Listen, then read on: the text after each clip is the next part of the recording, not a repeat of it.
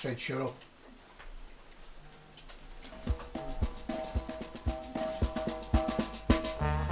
We are the lads from the Tilton. We'll support you till the end of the day. We're so happy following the blues. We love you, what more can we say? Birmingham's the team, down at St Andrews. We are also supporters of our team. The champions Super Blues, ringing all around. Now all you blue boys know what we mean. We are the lads from the Tilton.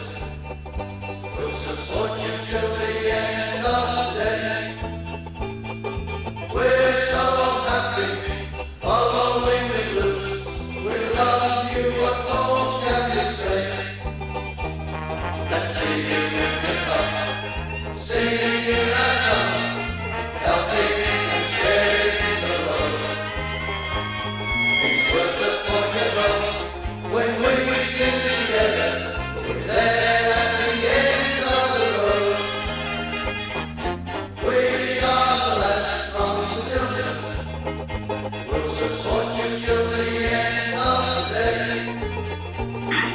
We're so happy following the blues. We love you, what more can we say?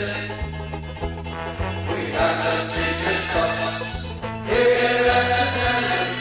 They don't give us what we're longing for. It's Birmingham forever. Let's hear it from the stand. So come on, sing this song once more. We are the lads from the Tilton. We'll support you till the end of the day. We're so happy following the blues. We love you, what more can we say? We are the lads from the Tilton. We'll support you till the end of the day. We're so happy following the blues. We love you, what more can we say? Nick. Welcome to Monday Night's Tilton Talk show, sponsored by Boyle Sports, the principal sponsor, of course, of Birmingham City Football Club, and in conjunction with SAS Autos and our good friends down there at Boards Cable Club. And as always, supporting Excessive Blues. The masks are out. Okay, tonight is Monday. We are here. We should have had Liam Ridgewell on. Unfortunately, his son's had a bit of an accident, so Liam can't be with us tonight. We will reschedule that one. We will get it going again. But we're here joined tonight with the one and only Mr. Paul Hipkiss. Good evening, all. We are also joined with Natalie Peters. Good evening. Or is it Nathaniel? Yeah, it's Nathaniel, but yeah, Nat will do fine. And of course, Mark Adams, good friend of the show. Hello. Top man, Mark. Thanks for joining Hello, everybody. right. And That's well done for all that work you did with the NHS and one thing and another. Top man, Cheers, top man. You know what? We should appreciate you people more. I mean, I genuinely mean it. No, I do genuinely mean it. I genuinely mean it, right? Because this country is going through a mad time at the moment, and you guys, I know you're not absolute front line, but you know you're part of that team, and each and every single one of us applaud you for it, mate. Thank you very much. Cheers. Thank you very much. No worries. Thanks, Nick. Thanks, everyone. Okay, on with the show, and ask me if I'm happy. Go on, Mark. Ask me if I'm happy. How happy are you, Nick? I'm not happy. And I'm not happy because I stood in a pub full of Stoke fans yesterday, because this is where I live, and I witnessed a disgraceful, horrible, vile, gutless performance from my football club. We didn't show up. We got humiliated by Stoke City. For crying out loud's sake. I am mad. I am not holding back. Something is fundamentally wrong at that football club, and it needs sorting now. Paul, take over. For that, I mean, yeah, it's just an absolute shambles. We're going backwards again, and yeah, I mean, I just got no faith in Dong at all. Applying the right person, moving forwards again. You know, it's just going to be backwards, forwards. Paul, I'm sorry to interrupt you, mate, but I am embarrassed. I'm embarrassed to put this on tonight for the first time in my life. right? Was this a fifth year we're in a relegation scrap? This isn't good enough. The second biggest city in the country, for crying out loud's sake. It needs sorting. It needs sorting. Now, I ain't got the answers, and I want the answers. Oh man, I'm proper livid, Paul. Proper off the scale livid. Never have I witnessed anything. I've just had to buy my landlord downstairs a pint because he's a Stoke fan because I had a bet with him. I don't normally bet, but we had a friendly long distance handshake bet. I've just had to pay for a pint for him. How embarrassed am I? I'm embarrassed. I'm embarrassed with that football team. I am embarrassed. Sorry. It needs sorting out, Nick. Otherwise, we will be relegated. That's the reality. We carry on playing like this, we're going to go down. We can't keep looking at other teams and relying on other teams. We're going to end up going down. Is this the fifth year in a row that we've been in a relegation scrap? Is it 5 years now? It's 5 years out of 7, going back to about 2014 that we are in and around there. Years. Well, what are you doing? This is what I was going to say. You're destroying my life. You're destroying, everything, every essence of everything that we ever do. Right? That team was gutless, spineless, nothing in it, nothing whatsoever. Yeah. If it wasn't for Lee Camp and the crossbar, we would have been 5 or 6-0 down by half time. Yeah, Nick, it was an embarrassment. Sorry. I mean, I was going to move on to that. Like you mentioned, obviously, it's 5 years. Well, it's 5 years out of 7 that we are fighting relegation from the Championship. What is happening right now is probably, even going back to the previous owners, a decade-long result of financial vandalism, neglect, incompetence, whatever you want to call it. This club has no leadership. There is nothing from the top. Nobody's willing to take any kind of responsibility at the very top, and that filters down. We've got a manager right now who, quite frankly, I think he picked the wrong team yesterday. But in fairness, he's never wanted the role. He's not up to it. He's just there because he's the next man to say yes. You know, the whole team looks, and that even filters through to the team. There were no leaders. There was no passion. There was no one actually willing to put the foot on the ball or just take a bit of responsibility in saying, I'm taking this game by the scruff of the neck. I'll tell you what, mate. Right, we lose 2-0 to Stoke. They got beat 5-0 against Leeds the other day. And I know that Leeds are top of the table. I know that. We get beat 2-0 against Stoke City. And probably our goalkeeper was still man of the match. Disgusting. I was quite pleased when I saw Butland wasn't playing. I thought, that's a result. But they literally could have put a lead weight in their goal, mate. Yeah. Well, the closest we came to scoring is when one of their own players nearly put it in. Yeah. That's the only time we got near a goal. Yeah. Yeah, and, is it just me that's frustrated, though, that Paul Robinson sat at home on furlough? And, he's got, obviously, survivals on his CV as a player. He's a leader. He'd give them the right kick up the backside that they need. And I'll tell you what, he'd get a lot more out of them than what we had yesterday. I've got a lot of respect for Steve Spooner. I have. Right? I've got a lot of respect for Craig Gardner. I have. But I'm sorry, gents. Sunday wasn't good enough. No, far from it. And it's back to, I don't even want to say square one. It's kind of worse than that. I mean, it's taking me back to Millwall and Barnsley at home under Cottrell again, and back to the Lee Clark days and the dark days of even further back than that under the Kumars. Come on in, Mark. Have you 5 minutes with? No, I'm just echoing what Paul just said. It's like it's like the Lee Clark days all over. Well, it's like the Gary Pendry days all over again. Oh, mate. Oh, do you remember them? Yeah. I mean, I was only I'd have been 13 then. I was a kid. Well, 13, 14. Yeah.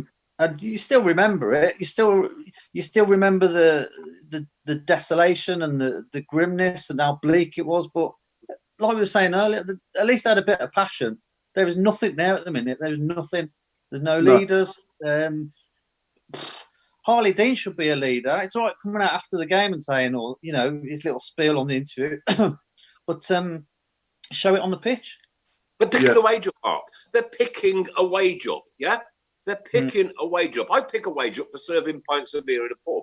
And I would not serve you a duff pint, mate. Not ever. No. And they serve I think... Mate, tell you what.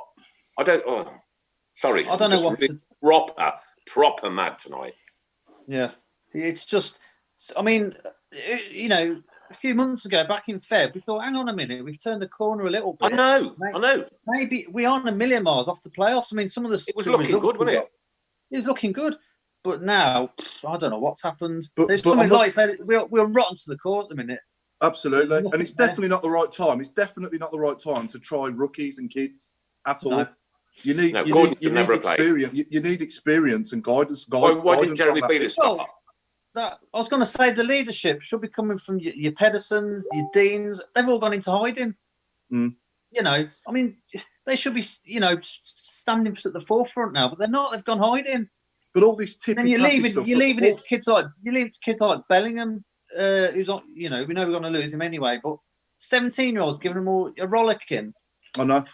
What is going on? Not acceptable, Mark, is it? No, it's far from acceptable. And you know, I don't know. I don't really know what to say. It's that bad, isn't it? It's just, it's shocking. You know, starting with the 3-5-2 though was ridiculous, and rolling out from the back again, and we've been through all that. We know we can't do it. I know. I'm not one of these people, because you do get people, if we ever lose a game, who can't sometimes accept it's football, you do lose. They will always pick on the manager's team selection. But honest to God, and you can even check my social media to do this, as soon as that team selection came out yesterday, I burst out laughing. It looked ridiculous. It was ridiculous. And Steve Spooner comes out afterwards and says, well, ultimately, I think I got that wrong. But if we can all see that before the game, why can't he? Ultimately, get it right. That's your job. That's what you're getting paid for. Pick the right team. This was Stoke City, for crying out loud sake. They've been down in the doldrums all year. I know we haven't been at the best, right? But this is like the hassle that I've had here today in this town today, walking around. The people that have laughed at me, yeah? I am mad. I am absolutely livid. But you've got our best player since lockdown, since this restart. Jeremy Beale has been our best player, in my opinion. And he's sitting on the bench. Why didn't he start? I don't know. Didn't he start? Where was Dan Crowley? Why didn't he start? I don't know. But look at the difference when he came on, Beale, in the second half. I mean, we didn't really lay a massive glove on him, but we were much better. We were competing a lot better. No, in the second I wouldn't half. say, Paul, we were much better. I'd say we were slightly better. Like, but were better, right? That was an embarrassment yesterday, an absolute embarrassment. Yeah, it was. I think Hogan's gone into hiding as well. I don't know what's happened to Hogan, but he's a shadow of him from when he first, you know. In fairness to Hogan, Mark, what I would say is Scott Hogan is like a Marlon King, a Kevin Phillips. He needs service. Yesterday, we didn't even get the ball near their box. No. It's like, I don't even know what we were trying yesterday. But you've got the players there. If I'm the manager, I'm thinking, right, we need to scrap results. However we do it, we just need to get even a couple of points would probably see us safe.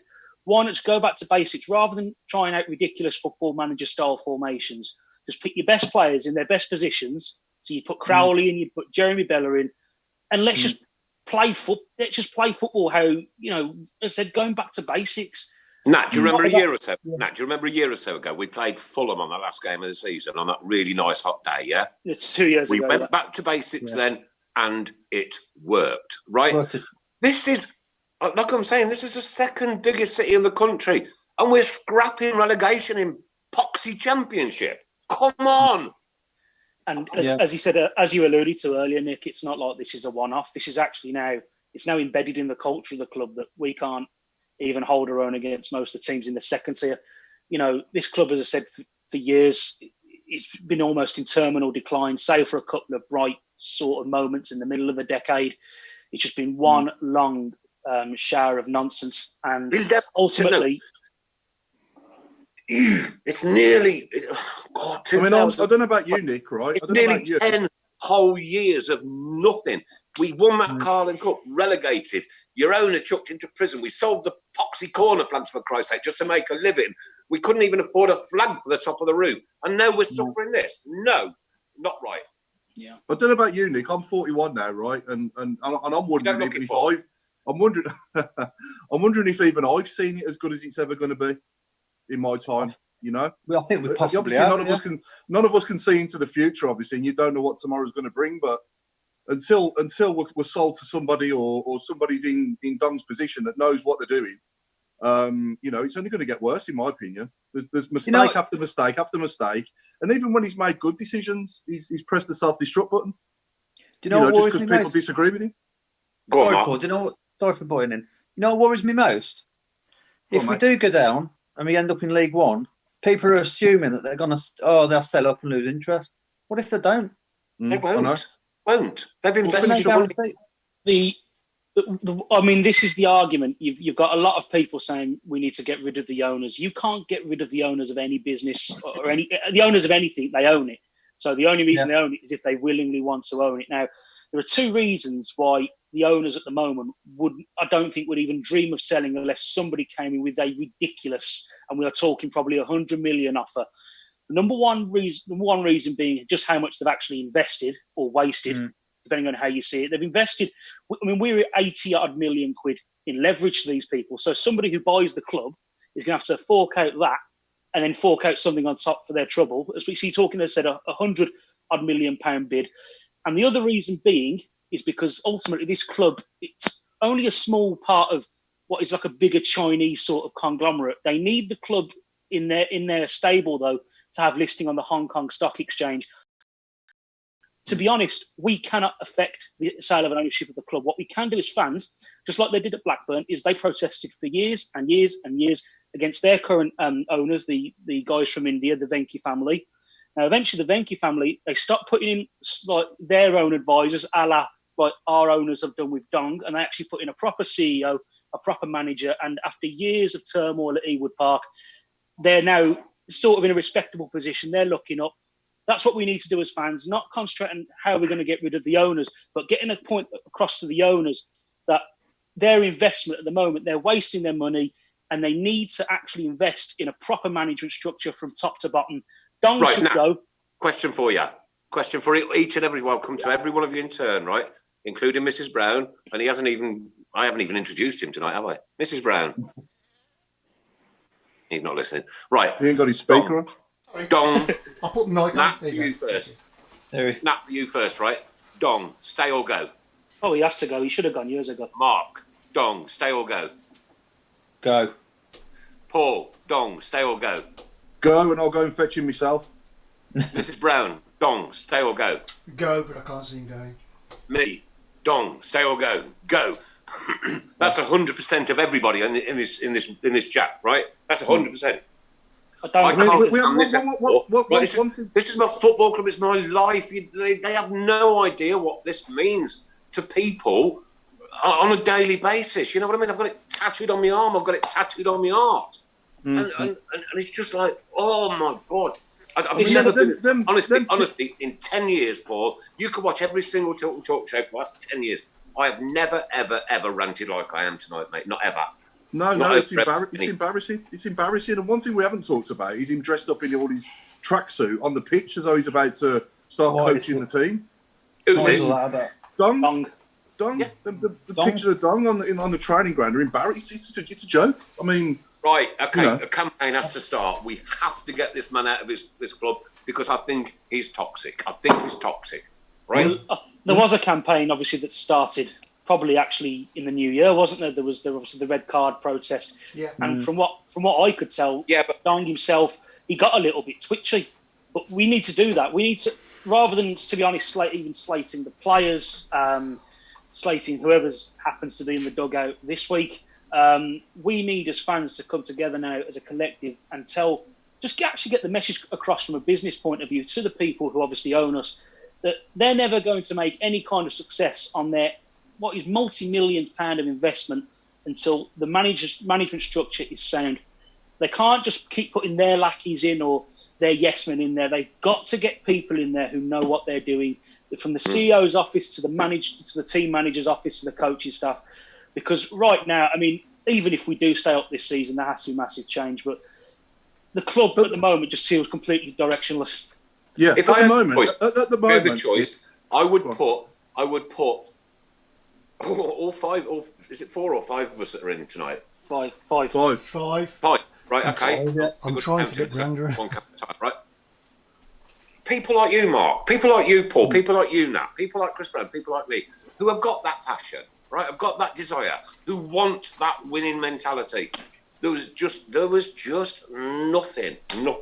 There's nothing. Yeah. What he's doing, what Donkey's doing at the moment is it's the equivalent of employing a decorator, and then when he starts work, you get the overalls on yourself and grab a paintbrush and start painting with him. You just don't do it, do you? And that's what he's doing. He's interfering far too much in the football side of things. Look, I didn't agree with the red card thing. I thought that was a bit silly, to be honest with you. and we can't make a protest in the stands because we can't go. So what do we do? Well, What do we do? that's a $1 That's million football, question. This is our football club. Look what's just happened to Wigan. Huh?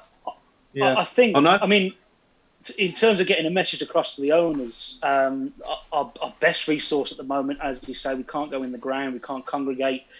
The best resource would be if our local media, to be honest, helped out a lot more and got the message across with front page splashes, like the Mail did at the end of, I think it was the end of last year, the start of this year, like some of the local journos have done in The Athletic a few months back with the massive article on us, even getting the local radio stations involved. Even a blind man can see that this club is in desperate trouble. I've never seen it like it, mate, honestly. And Craig Courtney, if you're listening, I want you to get hold of Tom Ross and Chris Scudder, right? Chris Scudder's obviously Sky News of Birmingham fan, yeah?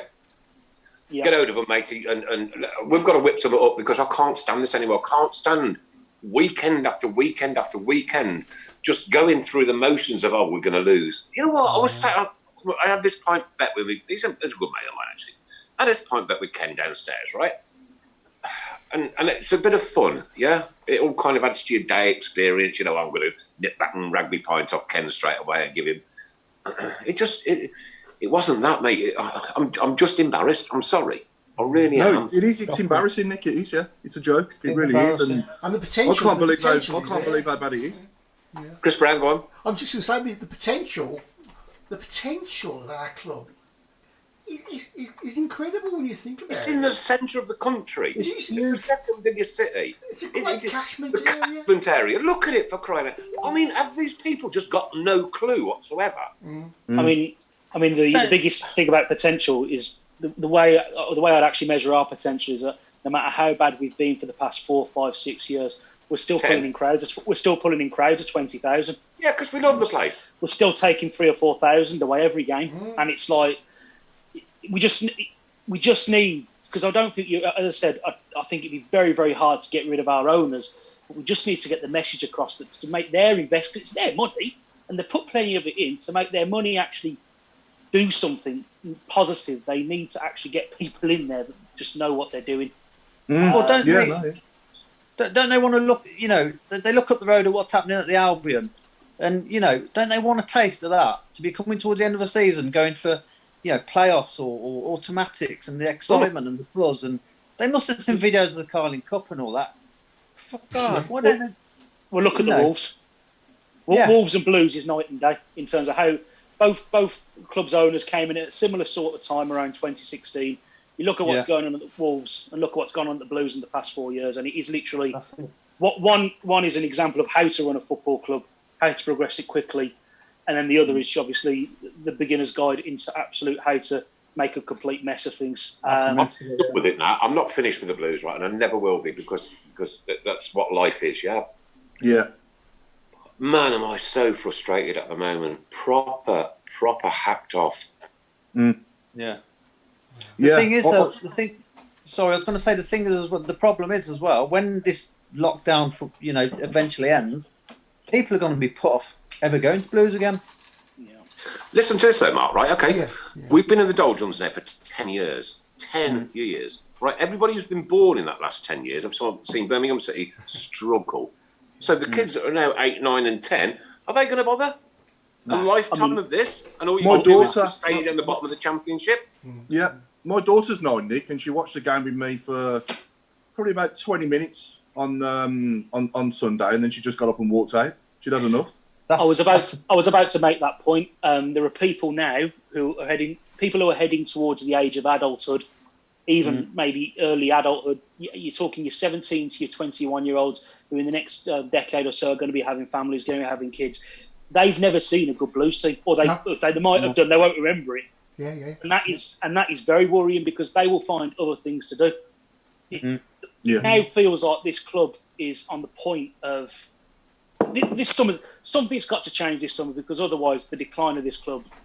I mean, if you think it's bad now, the next few years might not even be worth watching. Right, we'll get back to this in a second, right? And I should have done this right at the beginning, but I'm sorry that I am.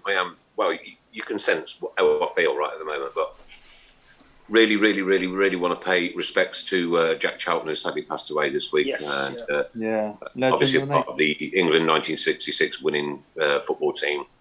His time with Leeds, his time with Ireland, an absolute gentleman, and respect to all his family and everybody that knew him. And rest in peace, Jack. Yeah, absolutely. I think the thing about Jack Charlton is looking at some of the stories on social media. A lot of the best stories about him are with not even football stories, just stories of him interacting with everyday folk, which kind of is a measure of the man, really. Definitely. Yeah. Also, got to say a very big thank you to Benjamin Jackson, who brought me over a large bag of Birmingham City bits and pieces last week, and I'm sure it's Richard Jenkins, I can't remember, who's donated me 2 Birmingham City signed footballs, which we'll bring into the studio and raffle off as part of the PTSD charity, which will end on the 11th of the 11th at 11 o'clock. Okay. Thank you very much indeed, gentlemen.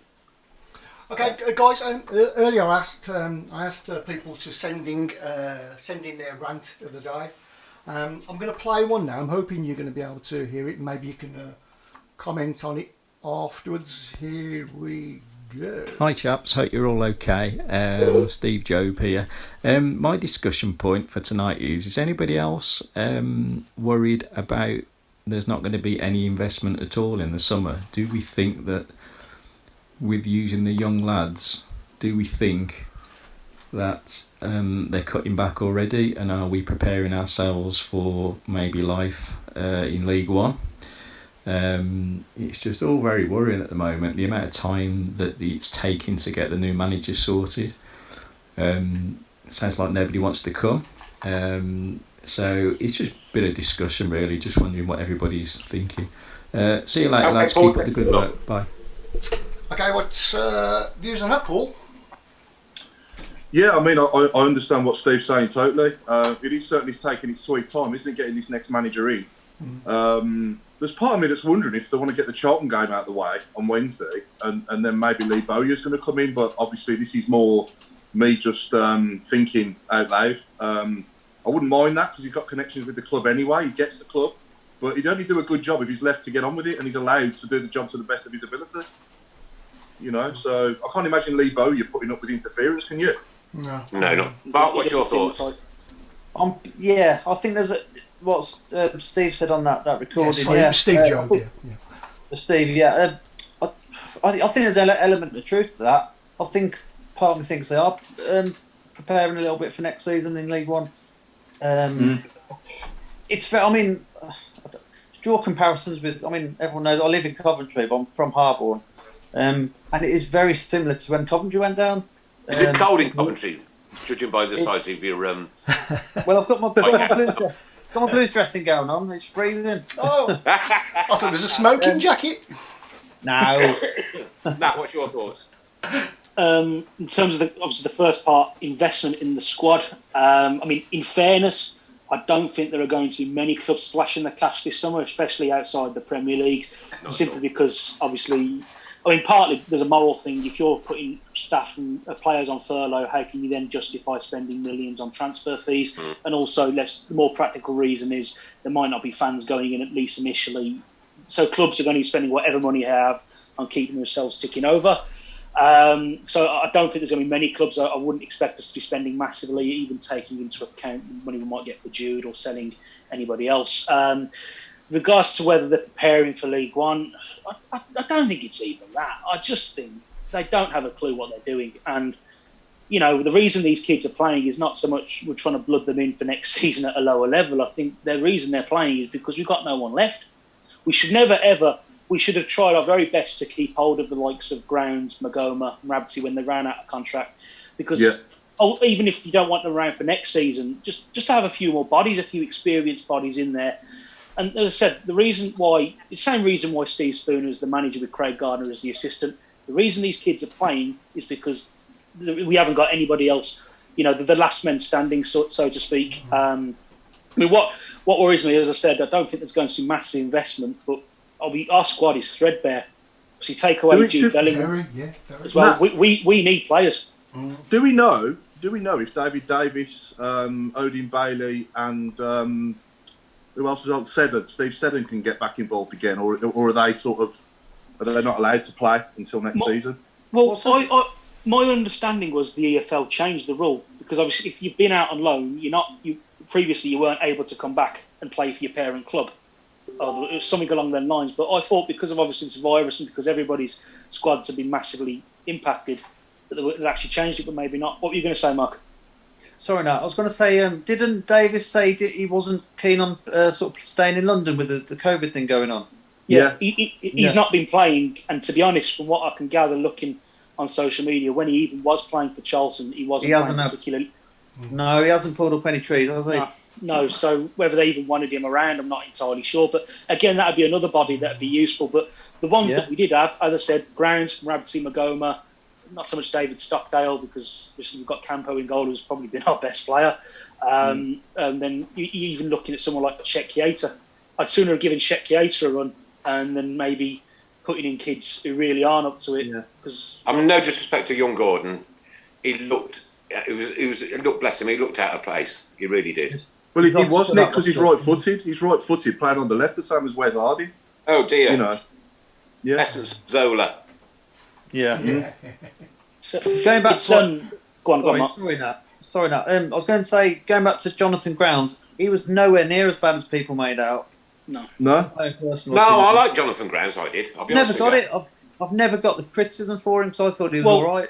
At the end of the day, Jonathan Grounds was signed, and other players of that era were signed because we had no money. So I'm not being funny, but what do you expect from signing a left back on a free transfer from Oldham Athletic for £3,000 or £4,000 a week? You're not going to get Roberto Carlos. But what Jonathan Grounds did, but quite a few of the players, they just had a bit like what we need now, just players who will go out, give 100%, and just do the basics right. Yeah, Nat, you've nailed it, right?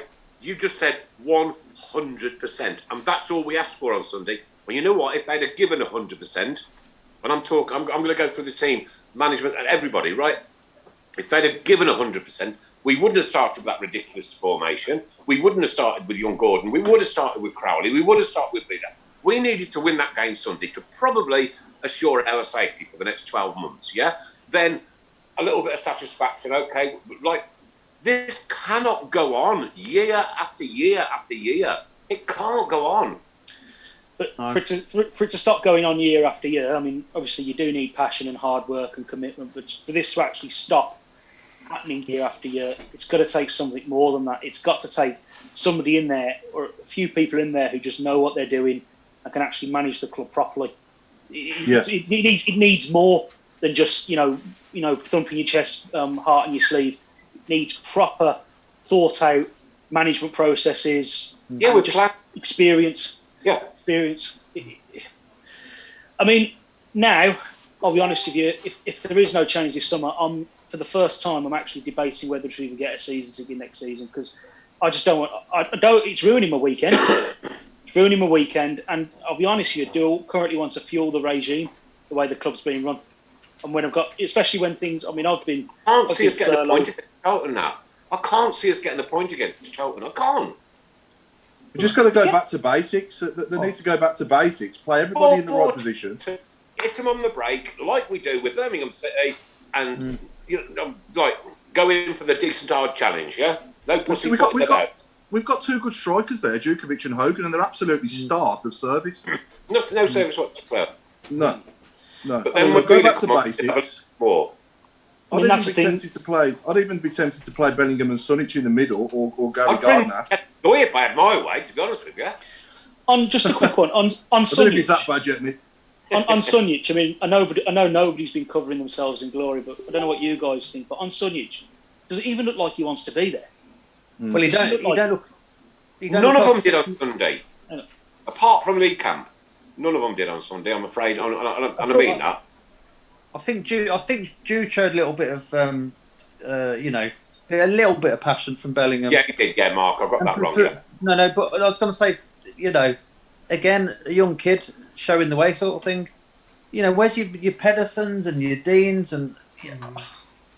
They need somebody in that dressing room, Mark. They need somebody in that dressing room who's going to give them a rocket up their backsides. And I volunteer. I'm up for it.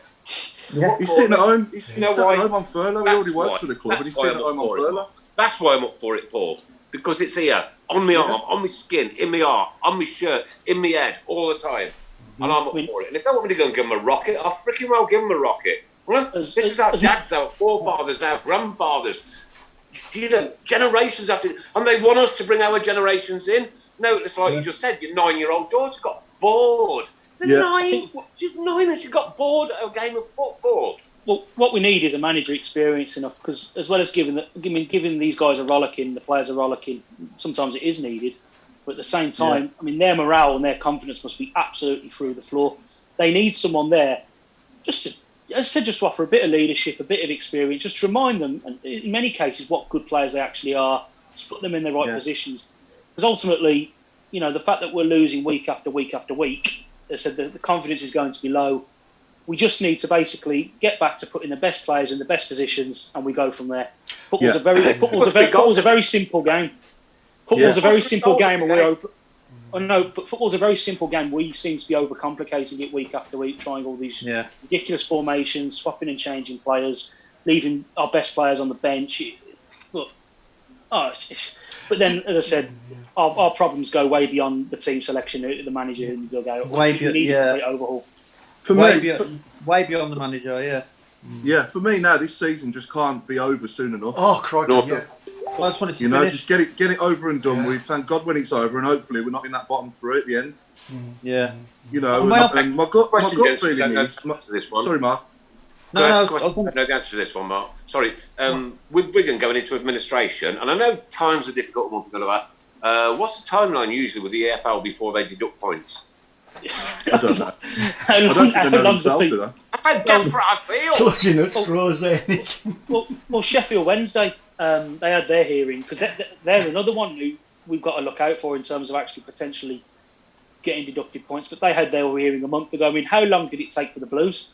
Blues had a hearing at the start. I think it was the start of the 18-19 season, and it wasn't until March that we got deducted 9 points. The EFL just seems to do whatever they want.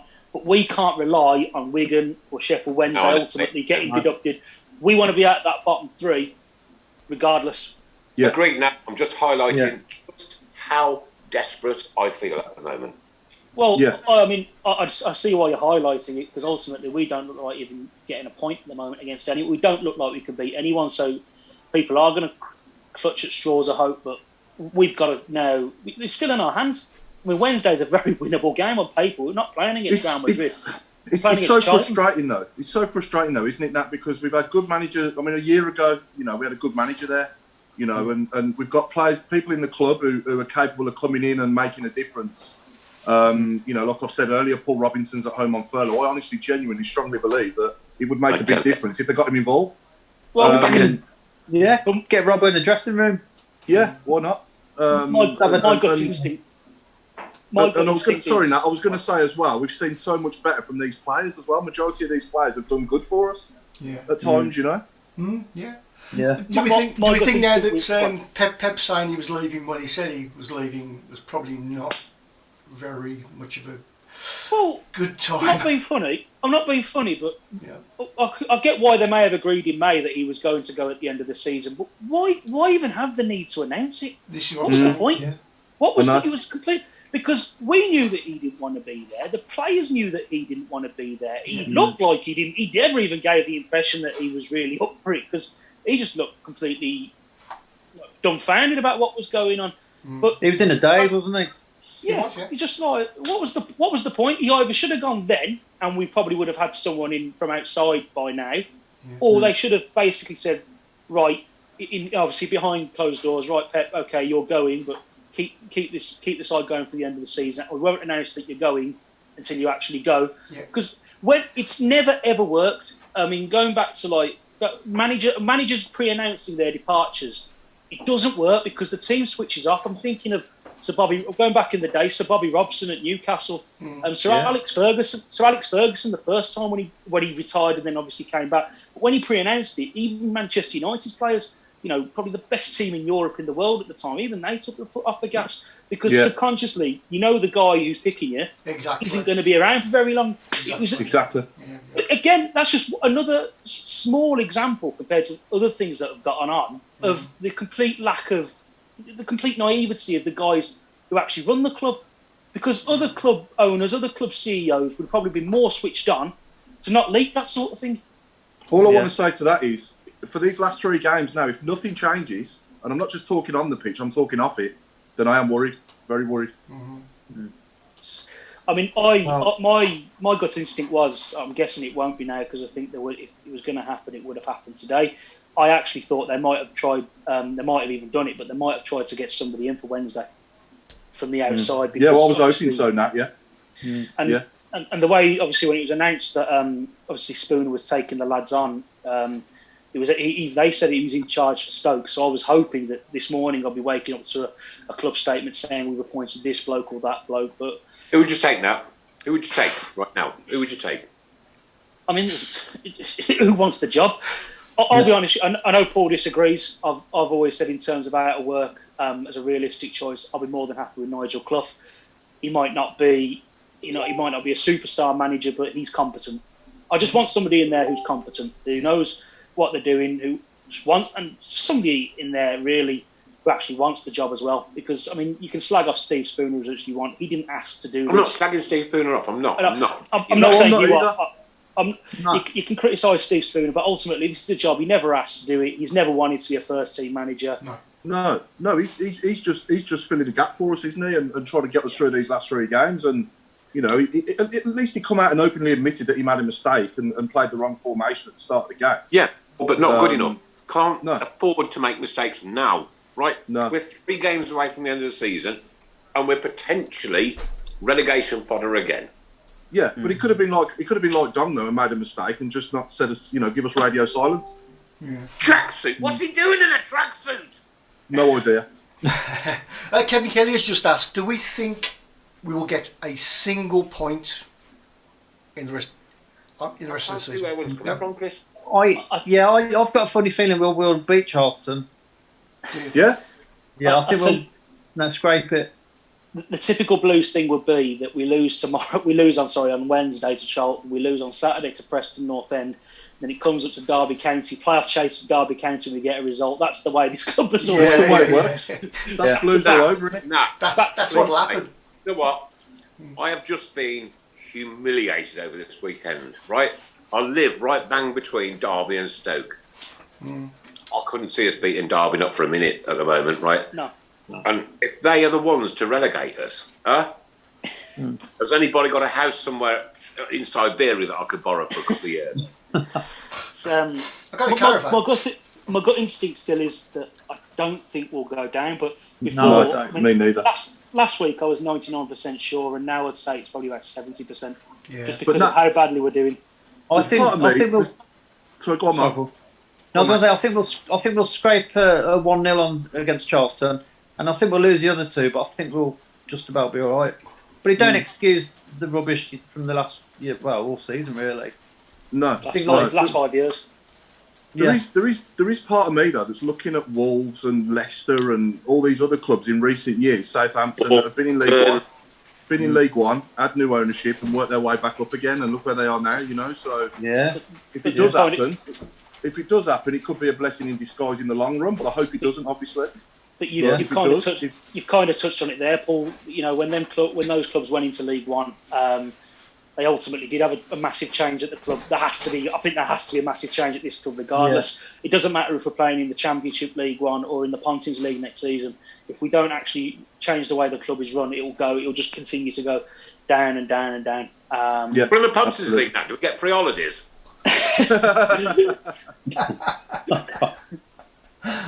There's always one in there. We'll all be red coats, blue coats, or whatever they are. Kevin says no one's coming to Blues until our fate is sealed. The cost of a Championship manager versus League One manager is immense, and a lot of people aren't happy about Cloughy coming.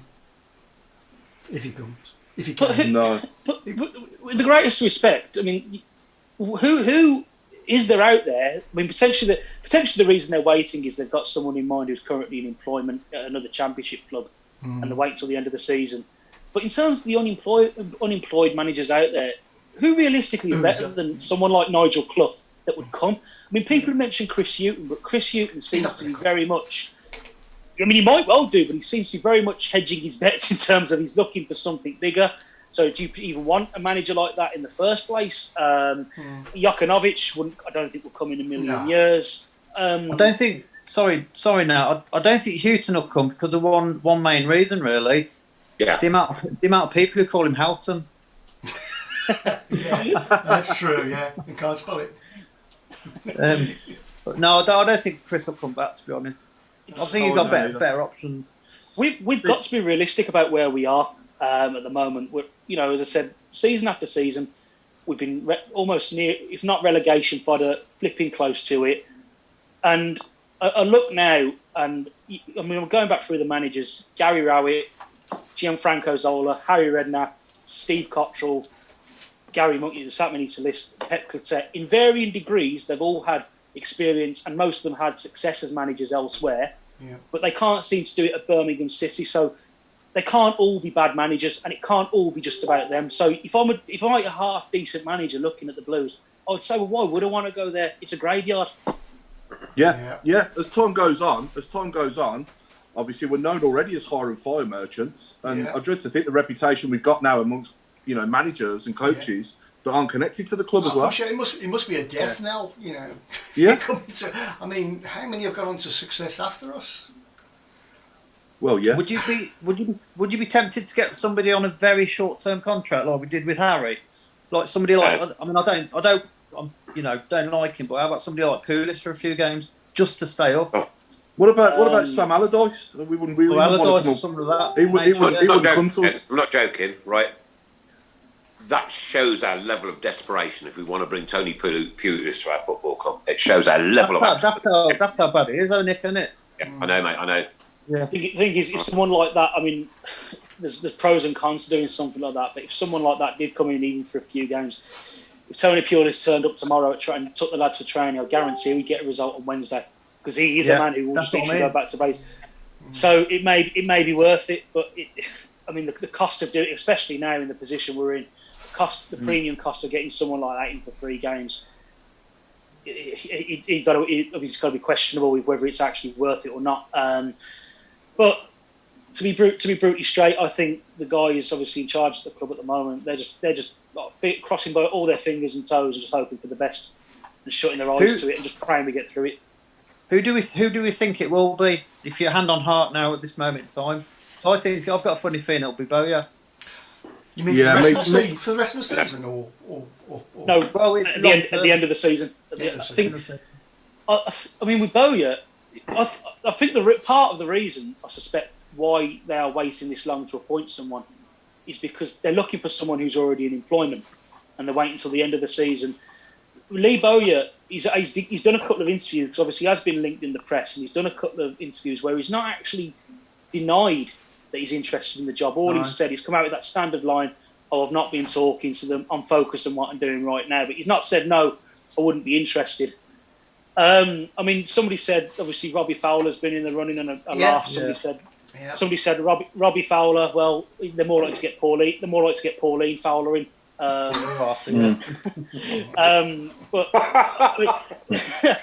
with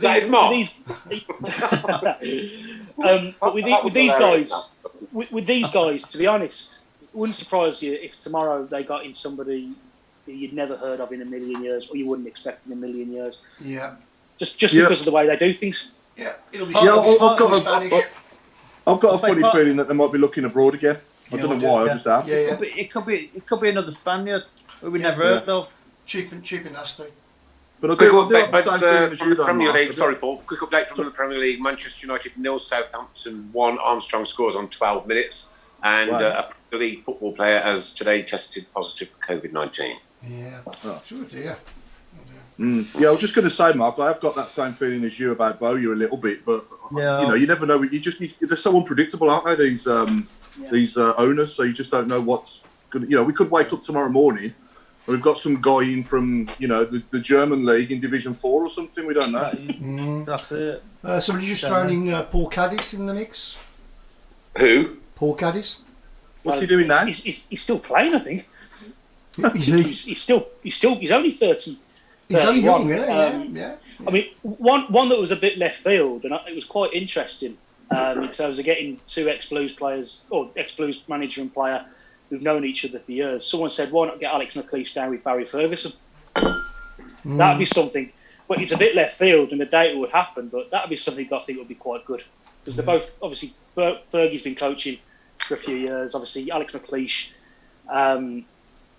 obviously we know his history, but at the same time we know that he's a decent manager. I'd have McLeish back. I'd have McLeish back. I've got to be honest. When did he last manage? When was his last job? He Is was it Belgium? he was a Scotland manager. Scotland manager, yeah. He went to Belgium for a bit. I think he did a bit of work in the Far East. He did Egypt as well, didn't he? I think he went to Egypt for a bit. Yeah, I did Egypt. Hey? I did Egypt last year. Oh, did you? Was it pyramid? Was it pyramid scheme? Yeah, absolutely. Too right, mate. Yeah. But someone raised that, and I thought about it, and at first I writ it off. But that sort of proposition wouldn't actually be necessarily that bad an idea. But what I worry about is are they actually going to get anybody in who's actually competent, or are they just going to get another yes man in? Nah. Yeah. Alex McLeish would have had a statue outside St Andrews now. I'll tell you what, I'd have sculpted it myself had he not decided to cross over the A38. Yeah. I know, but I think even if you listen to him now, though, time heals. I mean, it's nearly 10 years ago. It does, and in fairness to him as well, I think he's even come out and said it was the wrong thing to do. Yeah. I think he found that out as soon as he did it, because obviously the reaction from both sides of the city, it went off like a volcano. But I just hope whoever they appoint, it's got to be someone who's competent at the job, and not just somebody who's in there just because. I'll chuck a name in for you. I'll chuck a name in for you. Right? All right, I can't remember his name, but I'll chuck it in for you. He used to manage Blackpool. He does a lot of punditry. Holloway. Holloway. There's one for you. He's a director. He's the Grimsby now, isn't he? I'd give Ian Holloway 15 Grimsby minutes with Dom. versus Birmingham City. There's your choice, son. He would work with Dom. Yeah, the kind of person we need, him or Roy Keane or people like that, but I'd give him 15 minutes with Dom. I'm a Holloway man myself. Holloway. Yeah. I think Ian Holloway, you're right, Paul. I mean, in fairness to Ian Holloway, though, he's worked with the Oystons at Blackpool for long enough, so he knows how to deal with tricky owners. But I think Ian Holloway himself, I think he's a manager, but he's also the owner, isn't he? Joint owner. He's joint owner at Grimsby Town, so I don't think he's going anywhere. But as I said, I just want somebody in there who's competent. I don't necessarily even want a flashy name or a name that's even going to get us challenging right up there next season. I just want somebody in there who's going to actually progress the club. Stability. That's all we want. Stability. Yeah. Stability, right? And fight and desire and passion, which is missing. Michael Johnson. Not got the I don't know whether experience. he'd be able to do it, to be honest with you. No. I don't even know whether he'd want to do it. Do you cast your mind back a few weeks ago when Robbie Savage did mention Robbie Fowler, and we all went, what? Yeah. And then all of a sudden, he was in the running. What do we think? You know what? You can have if you've been involved in the Liverpool setup, you can have good knowledge about the game, aren't you? You know who you are. Yeah. Nigel Clough, I know a lot of people have berated him. Excellent man manager. His dad probably the best England manager that we never had. Yeah. I don't know. Why are we talking about this 10 years later? Driving me mad, man. I've said on here before, haven't I, Nick, that insanity is doing the same thing over and over again and expecting different results. And until we get a change, at the top level, it ain't going to change. Nothing's going to change. It's just going to be 2 steps forwards and then 5 back every 12 months, every couple of years. And also, somebody else has mentioned on the chat box that we don't actually know really who is actually pulling the strings, do we, at top level? No. Some puppeteer, that's all I can say at the minute, and that's how I feel. Yeah. It's, that's the other thing as well. I mean, at least with previous owners we've had, we might have liked them, we might have hated them, but at least we knew who they were. With this lot, we've never, obviously Dong is the face of it. We barely even see him. But we don't actually know who's putting the money, and we don't know what their motives are. So you're almost bereft of having anyone actually to have a go at, because even our CEO won't face up to it. All the other guys that are actually there working with him. So would anyone take Panos back? Yeah, in a heartbeat. I thought Panos. Yeah. I thought, you know what? He had the club at heart, and that, didn't he? I thought Panos, to be honest, did a very good job in terms of getting the clubs out of the hands of Panu and Young, and obviously getting it into receivership. Okay, from receivership, we've gone into the hands of people who are equally as, how do I put it, equally as, shall we say, unpredictable. But I think with Panos, I know he's working. I think he's working out in the Far East, but I don't think he's coming back. I think he very much burnt his bridges with the club when he left it. Update from the Premier League: Manchester United 1, Southampton 1, Rashford on 20 minutes. Don't care. Not the week. No. And the playoff final, League One latest, is Oxford 0, Wycombe 1. Stewart on 9 minutes for that one. Don't care about that either. I feel like Jeff Selling now.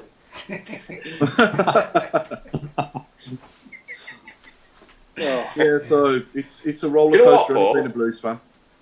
Sorry, Mark, go on. No, I was going to say it's a long time for we getting to play Man United and so again, isn't it? It's going to be a long time. Oh, it's going to be a long time. Probably not in our lifetime, actually. Strange. Oh, I don't know. Well, you've got to think, when I was a kid and the first time we went up to the Premier League in 2002, it was a big deal that we'd been out of the top flight, obviously the Premier League and the old First Division before it, for 16 years. Well, right now, since we were last in the Premier League, we're on year 9. And I tell you what, we've never looked further.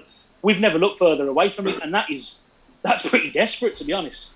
Further update from Old Trafford: Man United 2, Southampton 1. I know it's not Blues related, but I just keep you up to date with the football. Nick, are you now prepared to protest? Someone has said on the chat box. Yeah, Chris, I am. I actually am. And you know what? I'm 59 years old this Christmas Day. You look a lot older. And I'm not as old as you, don't get me wrong. When's your birthday, Nick? Christmas Day. I've never said Is that. it? Oh, you never told us that before. Oh, It's only crikey.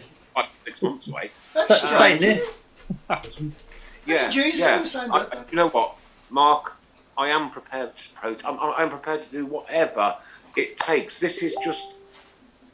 It is so, like, week after week, 2 goals, 3 goals. Come on, look. Oh. I don't know. I'm just with regards to protests. I mean, it's been mooted before, and I think there have been a couple of attempts, but it's almost not seen as the Blues thing to do, is it? That's right. That's correct. No, we kind of just get on. I know, and that's what's holding me back, right? But even when we try and protest, something else happens. I mean, the last protest I saw was red cards in the stadium at Dung, and we scored. Yeah. And we wasn't expecting it. No, we weren't expecting it. You know what? That has cheered me up. I forgot about that. Yeah. You know what? That's St Andrews for you, isn't it? That's Birmingham City, isn't it? Yeah. Typical Blues. What do you do?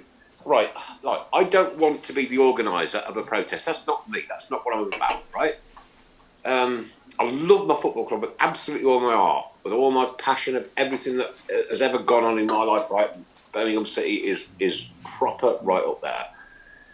It's not being run right. It's not being managed right. The players aren't right at the minute, right? Whether that's just a psychological thing or whatever. I mean, did you see at Stoke? After that second goal winning, all the Birmingham City fans left. There was nobody in the place. Yeah.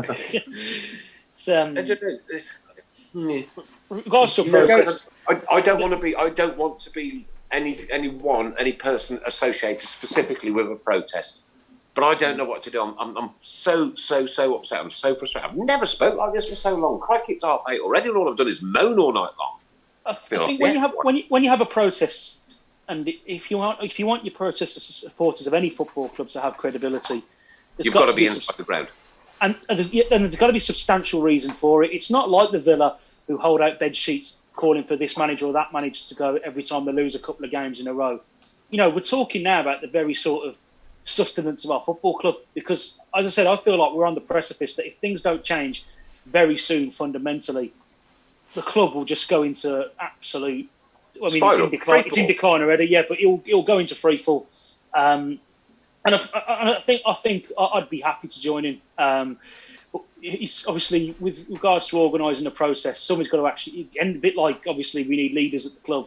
We need leaders who actually do that. You know, we can't all be saying, "Well, after you, Claude." After you, Claude, nobody does it. The best protest was those spontaneous ones back in the early '80s, right? And we were on the terraces down at St Andrews, mate. And when we rattled out the board must go, they damn well heard it. And they knew about it. They knew about it proper. And But don't forget as well. We've still got to stand 2 meters apart or 1 meter plus. Yeah. I think the way we should actually potentially get our messages across as fans and just obviously as a local sort of Birmingham City community is it's got to be via the media, because part of the reason my protest might not work even when we're back in the ground is that our owners are never there. No. So they're never there. But if we almost highlight the situation to the people obviously in charge who own the club via local media, getting the message across to these guys who are obviously predominantly based in China, then they do hear the message. But as I said, with the red card protest and the local media articles that went along with it a few months ago, from what I could tell, the guys actually in charge got a little bit twitchy, because suddenly it was being highlighted to all and sunder how badly the club was being run. Here's a question for you all. Sorry, Nick. Here's a question for you all. Right? Is this worse or as bad as when we had Carson Young and Peter Pan or Panu? In my opinion, at the moment, Paul, it's bang straight equal. Yeah. Yeah. Bang straight equal. Mark, what's your thoughts? I think it's worse. Go on, Mark. No, I was going to say I'm with Nick. I think it's 50-50. At least with Young, you sort of, rightly or wrongly, that day at Wembley, you sort of forgot everything. You thought the future's going to be bright here. And look back at that, Mark. Yeah. I look back at that day. Yeah. And when Stevie Carr goes up to collect the cup, yeah. Yeah, that's it. He has to walk past Carson Young, and it was his birthday. And do you know something? That afterwards, after all we do, tainted that cup final for me. I think Carson and Panna, to be honest, I think it was better for two reasons. A is because ultimately, for a little bit of at least, we did have a decent side on the pitch for a bit of their sort of reign. And B is because ultimately, as you know, as greedy as I think Peter Panna was, as much of a criminal as Carson Young ultimately was, we actually at least let the people at the club get on with doing their day-to-day jobs. You know, the team was, the manager was allowed to pick the team, the guys in the back office. I mean, one hallmark that's kind of forgotten about all this is just how many people, and we're talking in the back office, not even talking about the team management or the coaching staff, we're talking about the guys who work in the finance department, the PAs, the secretaries, just how many people who, in some cases, have worked at the club for 2 or 3 decades have actually left in the past few years. They've all gone. I'm talking about people, who literally given their lives to Birmingham City, worked under God knows how many managers, probably 3 or 4 different owners, and yet they, for some reason, they all seem to think that they can't work under this lot, which kind of demonstrates just how bad it is on the inside of the club. Set the alarm bells ringing, did it? Yeah, I mean, I know someone who works. I'm not going to say what position, just to obviously don't want to risk his job. But I know someone who works on the football side of things who is absolutely exasperated. This is a Blues fan who is absolutely exasperated about how the club is run from the inside, because he said to me, "Look, at the end of the day, whatever you see on the outside, you don't actually know it's just as bad, sometimes worse, on the inside as well." So change is desperately needed. Desperate. Yeah. Okay, look, I did an analogy once. So I did a huge business talk in front of all the bosses from the company that I used to work for, which is a worldwide company, and I had to do this presentation, right? And my presentation was this. You do like a little opener, don't you? Right? Yeah. I want everybody in here, in us 5, yeah? And anybody outside that wants to do it as well. Clasp your hands together. Just do it now, quick. Clasp your hands together. Lord have mercy. Clasp your hands together. Right, Chris Brown, is your left or your right finger, thumb on the top? Pardon? Your left or your right thumb on the top? My right thumb. Your right thumb. Yeah. Mark? Right thumb. Right. Paul? Right thumb. Nat? Left. Right. Around about 70% of all people have their right thumb on the top. Now, what I want you to do is remove your hands and then move it down one and then put the opposite thumb on the top. What does it feel like, Paul? Strange. Thank you. What does it feel like, Chris? Weird.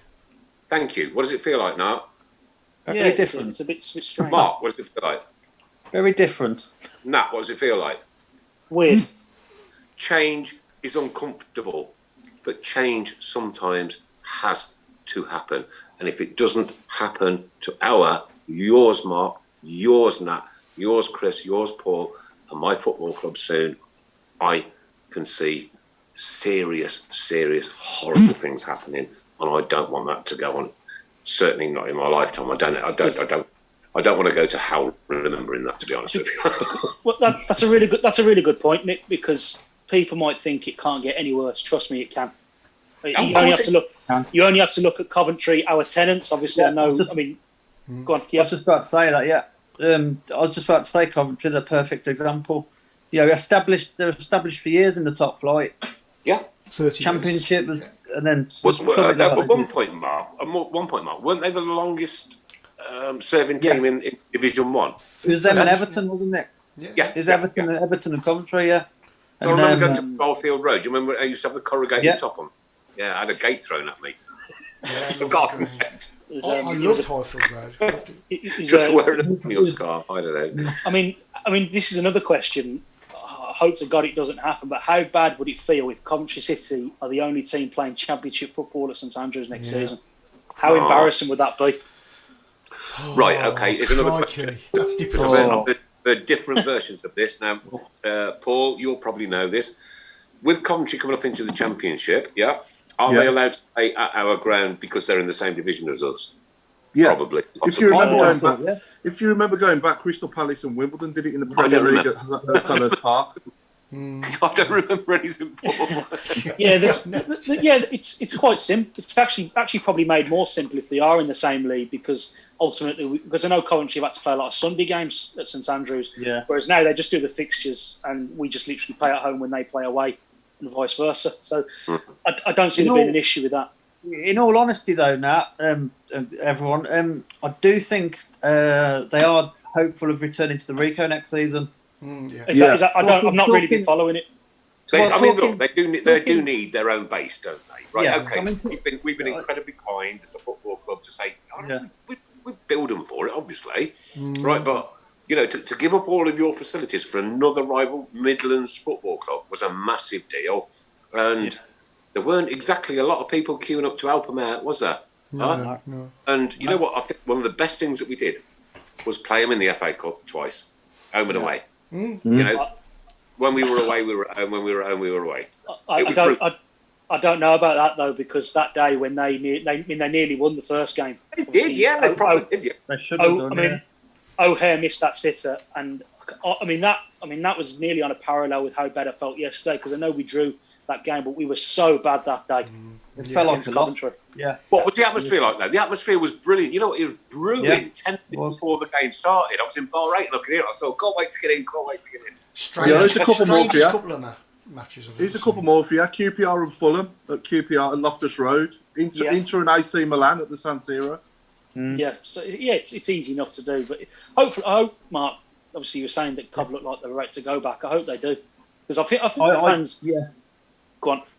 I know the lads. I know some of the lads that work at the Coventry sort of season ticket holders, what have you. They want to go back. They said that they've loved being at Blues. They've had a respect for Blues and all that, but they want to go home. I think they're very grateful, the fans are, but it's like anything. I mean, with the best will in the world, I wouldn't want to play our games at the Hawthorns. No, I wouldn't want. You know, obviously, you want to play in your own city. Could it be over the expressway though? It could be worse, couldn't it? Could you imagine them saying, come here for free? You know what? I wouldn't go. I'd sooner play on a park. I'd sooner play on the A38. But I was going to say, in terms of, we're talking about managers, just going back a little bit, what would anyone feel if we maybe tried to get Mark Robins? You know what? This is a funny one, but I think, shoot me down if you want, but I think people forget he was a disaster in the Championship before. Yeah. The same with Nigel Clough as well, though, isn't it? Yeah. And I don't get the clamour for him. No. Was he a disaster? I mean, these sort of words, you use disaster or terrible. I mean, Clough and Robins, I mean, they offer, I don't think either ever got relegated from the Championship. That's what I would call disastrous. I mean, to me, they're probably mid-table Championship managers, but that's maybe what we need. I think that Mark Robins is in his comfort zone right now. Yeah, I think he's where he is. Right. Let's see how well he does next year. Yeah, exactly. Yeah, see how he does next season. Yeah. What about Mark Hughes? That's interesting. Oh my God! I've already mentioned selling the corner flags. I How think. the hell do you think we're going to manage him? Somebody like him, I think, would probably want too much money. I think Yeah. when you talk about your Allardyce's. This is the crux of my night tonight, and I know I've been in a bad mood all night. I'm really, really sorry because I don't like to be in a bad mood. But if we don't get somebody who will not have the strings pulled, we are heading for a disaster. Yeah, totally. Yeah. Turning up on a football field in a tracksuit, Paul, and a tracksuit. I know. The CEO, for Christ's sake. That was the best analogy I could come up with. It's like employing a decorator and dressing up in overalls yourself and starting painting with him and picking up a brush. And actually getting the decorators to sit down and have a coffee while you do it. Exactly. Yeah. That's what's going on. Decorators. It's, now, look, people, look, I'm genuinely sorry that this had to come out tonight, right? It's been brewing all day, and I haven't even been thinking about what I wanted to say or anything like that, right? And I went downstairs earlier, and Ken laughed at me, obviously, because we got humiliated by Stoke. We got beat 5-0 last week, right? I paid for his pint. He's had his pint. God bless him. And like, it's just been stirring up all day. I've not practiced a single word of this, right? It has all come out like ad hoc, and it is all pure passion. And as for that stupid, filthy, horrible Grealish, yesterday, with that penalty attempt, when he stood on the other bloke's foot, why didn't he get carded? Yeah. He sums up. Where He did sums up that everything tweet that's come wrong. when he fell over? Where did he come from? What are you saying, Mark? I was going to say Grealish sums up everything that's wrong with modern football. He's just the epitome of, I used to hate Hendry, Melberg, but he is just on a different level. I think, to be honest, though, I look at it in the way he's behaved off the pitch, obviously, with what's alleged. Did he get done for it? No. Well, no, he's going to court in a few weeks, which is why I don't really want to go into massive. I don't want to go into massive details, but with what allegedly happened, what he even has publicly apologised for during lockdown, with the way to be honest, he's played, he's not exactly set the world alight when the Villa have desperately needed him, and doing things like that yesterday. The big clubs who were almost certainly looking to buy him, they may be thinking again, because you've got to think, do we want someone like that in the dressing room? And do you want him even on the pitch?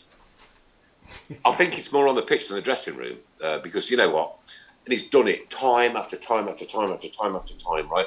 And he's been found out time after time, and he's still doing it. He's still doing it. I don't want to talk about him anyway. I don't want to talk about it. I've had enough. I'm in a bad mood as it is. Somebody said get back flying for the last few matches.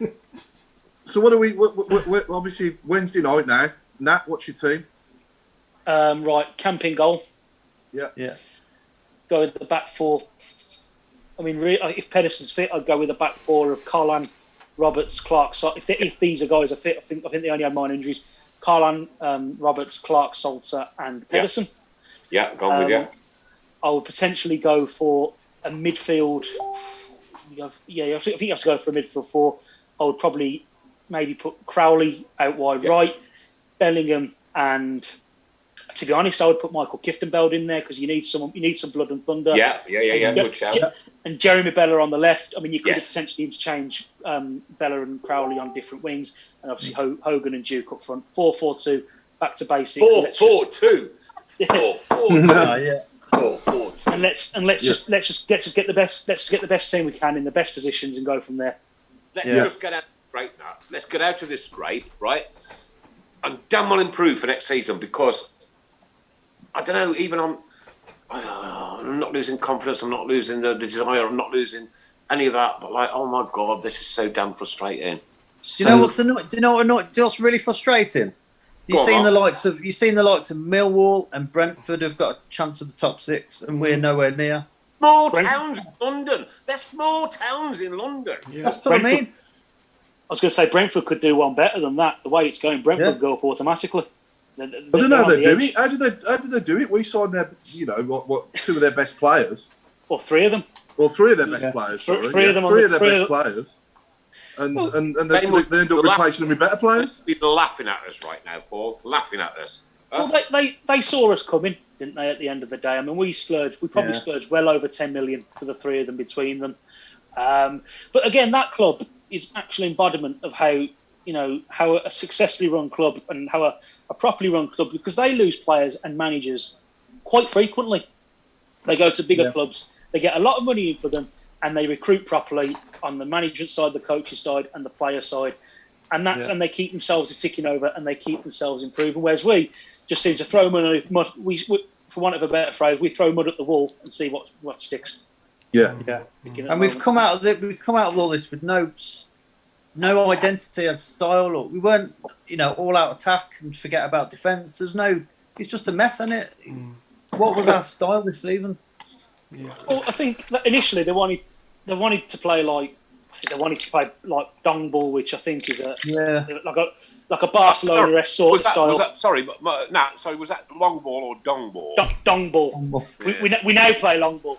But previously we were playing dong ball. I think the owners and the upper echelons of the management have always wanted to play this attractive style of football. That, to be honest, well, when I say attractive, I say that in inverted commas, because what is good football? It's good football necessarily just passing it between yourself for 5 minutes. I mean, some of the best Blues teams I've watched were very pragmatic. I'm talking about the early Steve Bruce days, where literally we had, shall we say, fairly limited players. What they did do, they did very well. They got the ball up the front as quickly as possible. Actually, percentage sort of football where it's as much about, obviously, make sure you're covering your ground, covering each other's backsides, and just basically playing the simple stuff properly. I actually think the way the players we've got in at the moment, I think it'd be very, very hard to play, should we say, a more continental style of football, because we touched on it already. When you've got players like Lukas Jukovic, you've got to use him in his best way. Now, the best way of using Lukas Jukovic is either A, getting the ball forward to his head as quickly as possible, or B, getting the ball out wide to get crosses into the box. When you've got a resource like that, with the way we try and use him, sometimes it's almost like trying to use a dishwasher as a washing machine. Do you think it's tradition though? Like we're kind of like I could put, I don't know, maybe 5 or 6 teams into this category: Birmingham City, Millwall, Blackburn. Teams that are blood and thunder and want to go at it. Yeah. And that's how we earned our reputation over the years, right? It's none of this tippy-tappy fancy crap that we tried a few months ago, right? It's none of that. It's like down-to-earth, proper, solid football. You know that if your mate loses possession, somebody else is on him within a second. Which is most of our history's been like that. We won the League Cup playing like that. Sorry, Mark. Chris, have we? Sorry, Mark. What? No, I was just saying. Most of our history's been like that. Most of our successes have been like that. Look how we won the League Cup. Yeah, played exactly like that. Oh God, yeah. I've never, in my time, I've never seen the Blues play tippy-tappy fancy football. Even going back to the glory, the glory days, the good old days. I don't want to see it at Blues again. Right? I want a centre half, right, who's going to nobble a defender proper, right? Yeah. Take him out the first 2 minutes.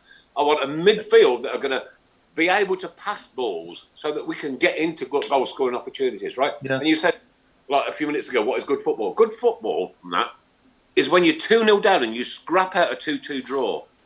Good football is when you're 3-0 down and you come back and win 4-3. Look at Leeds, what they did to us, 5-4. Yeah, with the only team scored 4 goals against Leeds. Just a quick one. 4-5 against us. Just a quick one, Nick. You touched on Leeds there, and Leeds are an example. I'd probably put Wolves an example. Ultimately, any football club can change the way they play if they've got the right players. So, for example, Wolves were an average Championship side until a couple of years ago. They signed half the Portugal national team, and suddenly they probably play some of the best football in the country.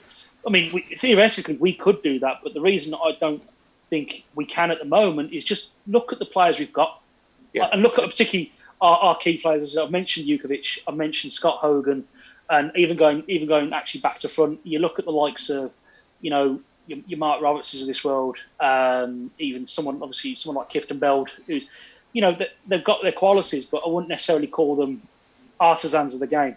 I wouldn't necessarily call them fluent sort of, technical. I wouldn't say their technical attributes are necessarily their best ones. I think there's other things we can use them for, but we just seem to be, we have been in the past, fixated on playing a style of football that just doesn't suit us, regardless. No, if it was up to me, I'd be sitting down with the lads tomorrow morning and watching the full game back against Bristol City away. No, Paul, that was the best performance we've put in for a long time.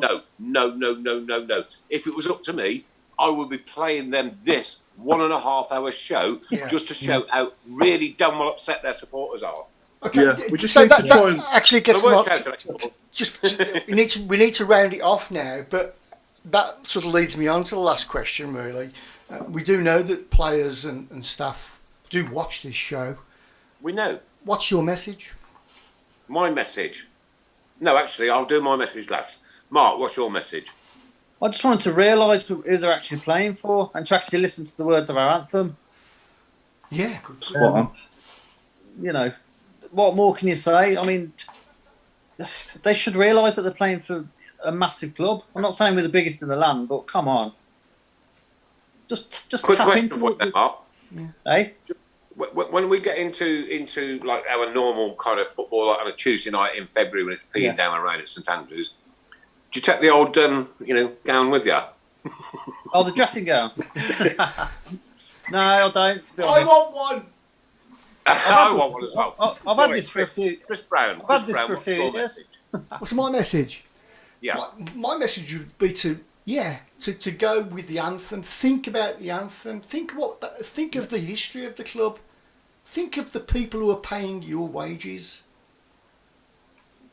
Yeah. Nat Peters.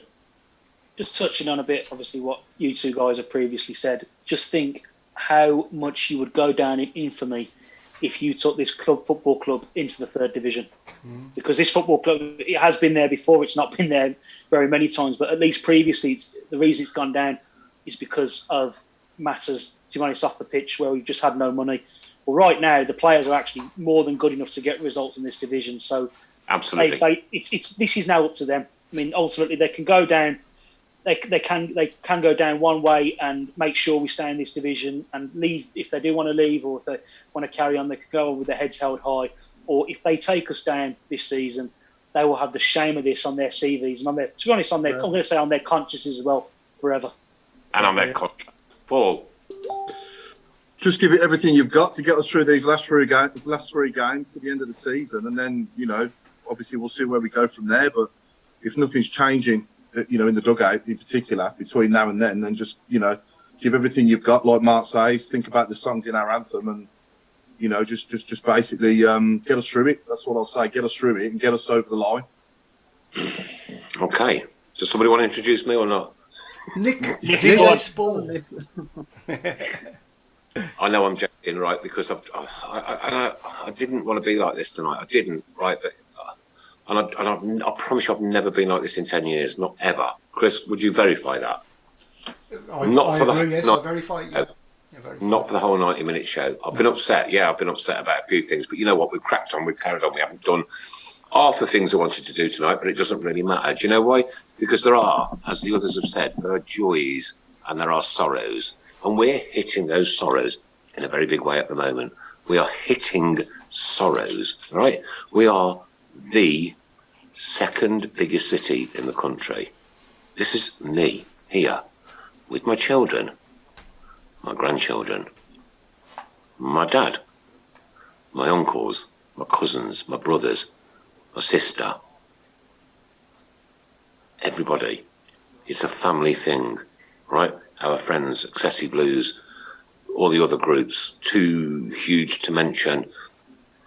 This show, all the Facebook sites, you know what? We all care. We all care passionately because it's about us. And it's about you, but it's about us and our children and our fathers and our forefathers. It's about rebuilding after the Second World War. It's about taking the cop down and putting that beautiful stand up. It's about the GM upper, the GM lower. It's about the Ray Hobro main stand. You know what? We've had a joke about over the years, but it's brilliant. And that's what we are. We're just a family. We come together, and it's about supporting and helping and loving each other in times of need. It's about picking yourself up sometimes. You know what? When the chips are down, there are so many Birmingham City fans that just go, I'm there, I'm there, I'm there, I'm there, I'm there.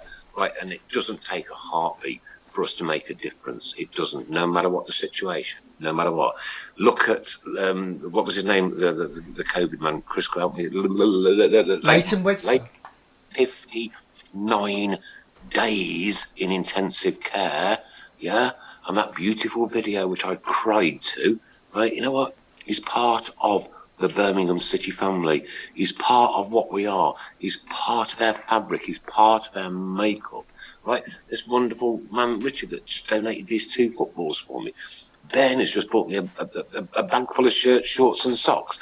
You know, we've got it right because we have that absolute togetherness. We do. I promise you. As supporters, we have that absolute togetherness. Now, we're all doubting our ownership at the moment, and the CEO of a major company turning up on a tracksuit onto the football pitch. Sorry, sunshine. Get back in your office, get your shirt on, get your tie on, have a little Birmingham City badge on your lapel by all means, right? You aren't welcome on the pitch of a football ground. You're not, right? Because that's not your job.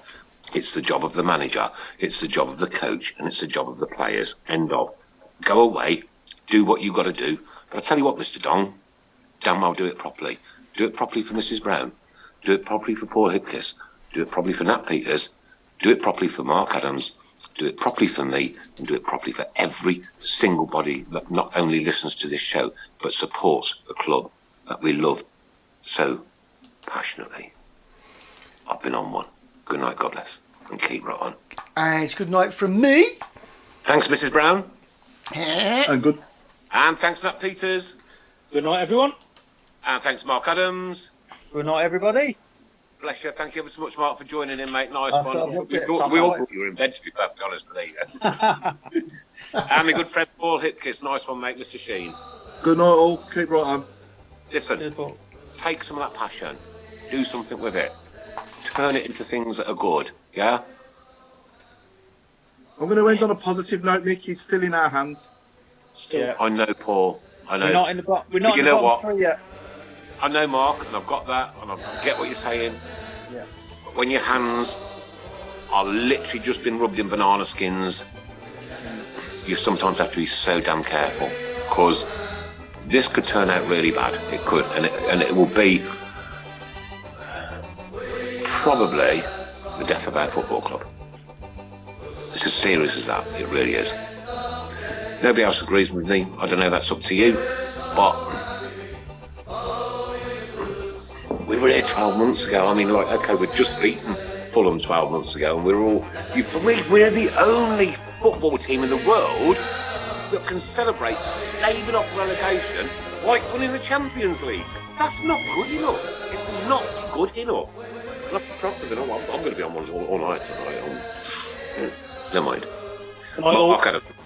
Thank you so very much. Nat, thank you so very much. Paul Hipkiss, thank you very much. Mrs. Brown, thank you also very much for your time, for all your efforts tonight. And from me, it's good night from him, and it's good night from me. God bless. Keep right on. Ta-ra, everybody. We love you, what can we say? We have the team that's tough here at St Andrews. They're gonna give us what we're longing for. It's Birmingham forever. Let's hear it from the stand. So come on, City, sing.